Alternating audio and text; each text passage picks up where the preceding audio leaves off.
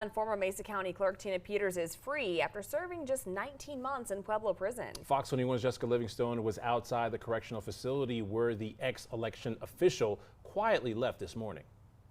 Tina Peters was released from La Vista Correctional Facility Monday morning while supporters waited in the parking lot. This is a long time coming. Tina Peters left prison with no cameras catching her coming out and without a word to her supporters.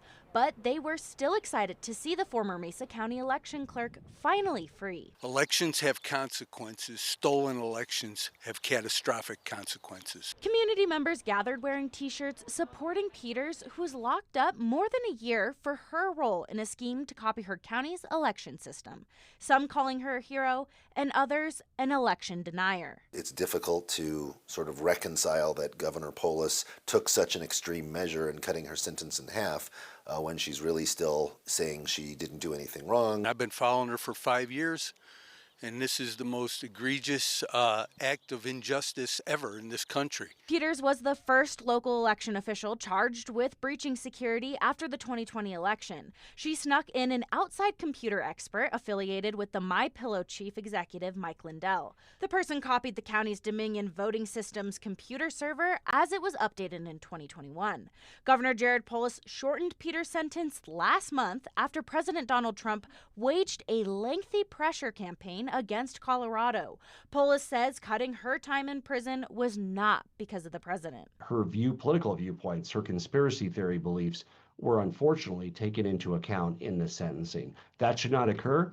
There are plenty of people out there that believe the world is flat, that believe in various conspiracies. If they're convicted of a crime, they should not get a worse sentence because of their beliefs or their speech. Peters previously said she regretted the crimes which put her in prison, but shortly after her release, she appeared on a conservative talk show claiming that the voting machines cheated Trump out of the 2020 election, and she is filing an appeal with the state Supreme Court to reverse her convictions. She's actually an innocent person.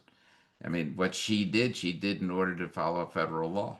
Shortly after her release, the Department of Corrections said it will not provide additional details of the rules she needs to follow on parole. Dan Rubenstein, the 21st Judicial District Attorney, says as of right now, Peters will be paroled back to Mesa County. In Pueblo, Jessica Livingstone, Fox 21 News.